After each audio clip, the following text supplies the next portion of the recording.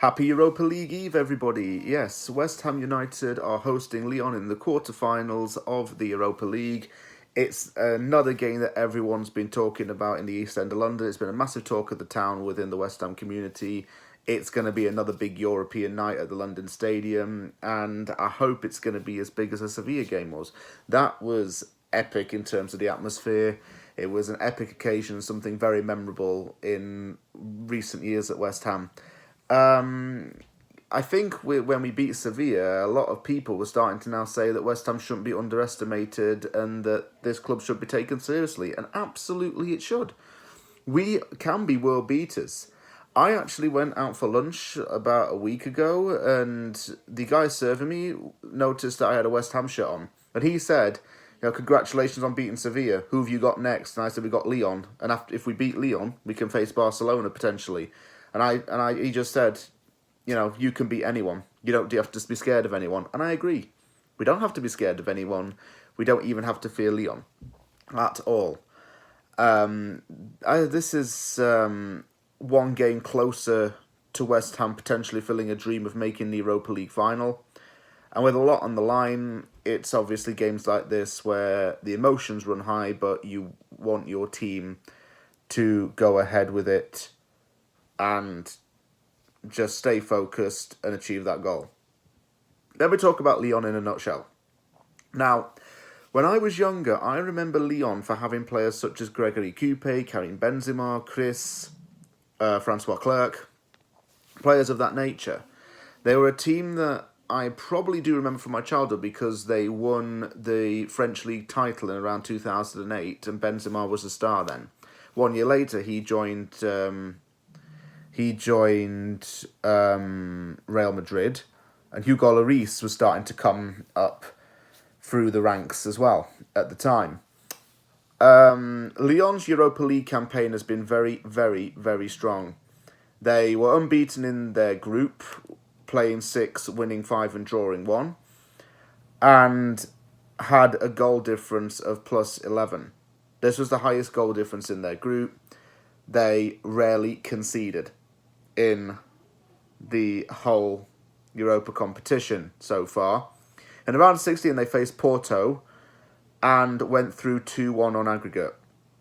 I'm not sure whether I would have rather faced Lyon or Porto.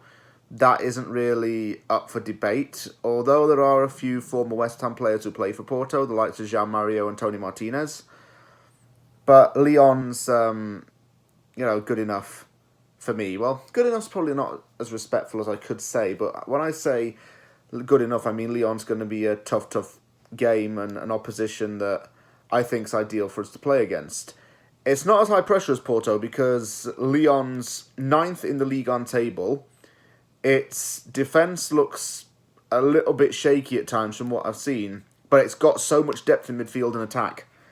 This is where teams will hit us hard, is depth. Even though we've always proven that we can do things with a short depth, Lyon don't have that. And they can't have that based on the competitions they're in. But they've got so many talented names in their team. So when it came to doing the 3 players to watch and the ones to watch, I had difficulty with this. Because Carl Toko Akambi would have been an obvious name to play, but there's conflicting reports suggesting that he may or may not play. I don't know. I was hearing that he wasn't playing, but then Lyon's Twitter account said that he was ready for the game. And I was like, so is he or is he not playing? Make your mind up.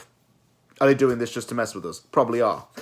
So let me talk about 3 players who play for Lyon that we should watch out for. Up first is Ryan Cherki, who is a 18-year-old kid who has massive, massive potential. He's attacking midfielder. He hasn't been a potent goal scorer for Lyon since he made his debut for the club, but his technical skill and his intelligence are just through the roof for his age. He's definitely one to watch for the future, and I could see him playing for a bigger Western European team later on in his future because he's that talented of a player. Up next is forward Moussa Dembele. Now, Dembele previously played for Fulham and Celtic, and he's been at Lyon since 2018. Since he joined Lyon, he has been quite dominant for them. He has 12 goals in 22 games this season, and he's a very strong striker as well. He's very fluid, and he's got good motion of the ball. It's a big jump playing from SPL to playing in Ligue 1, but it's a league that Dembele knows, given that he is French, and that he didn't really have to adjust to that style of play. So when the transfer went through, there were doubts about it. Would he flop? Would he pass? He's passed, and I can tell you that for sure. Up next is Tanguy Ndombele. Remember that name? Because he played for Spurs, and still kind of does play for Spurs, because he's contracted to them. But he played for Lyon from 2017 to 2019 before he joined Spurs for a club record fee, and now he's back on loan at Lyon. What I like about Ndombele is the fact that he is a very versatile player. He's got that box-to-box energy, and he deals with pressure very well. He's had a few managers at Spurs now who haven't been able to play to his strengths necessarily.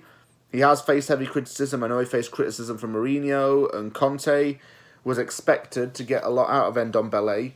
Hasn't really been the case, and this player's now gone back on loan to a club that he had a good connection to. Those three players may not be who you might have gone for. I'm not sure who you would have selected, but it's very hard to choose because they've got so much talent in this midfield, du Lyon, and very good strikers. I could have named players such as... I could have named players in this team such as Habib Keita, Jeffrey Adelaide, Maxence Carrique. No, I couldn't choose, really, so it was hard. I picked those three players just because of a, let's just say, chopping and choosing, for the lack of a better term. A player who played for both, yeah, we do have one. That is Freddie Piquion. He's a name that the West Ham streets can't forget. He was one of the first strikers signed under the Golden Sullivan era. He played for Lyon between 2008 and 2010, but only made 19 appearances and scored 2 goals. He joined West Ham United in 2010 and stayed at the club for 3 years. Wasn't exactly a dominant striker, mainly used as a substitute. Just someone who was a bit of a stopgap, really, in his time there, and the fact that he was in his 30s when he signed. He later played for Doncaster Rovers on loan, played in the United States for the Portland Timbers.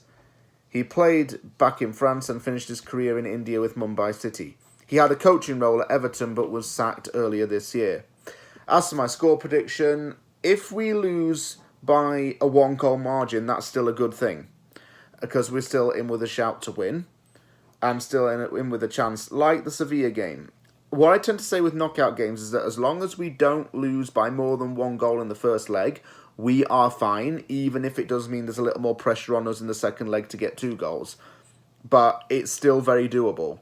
A draw would be like a dream result. A win would be fantastic.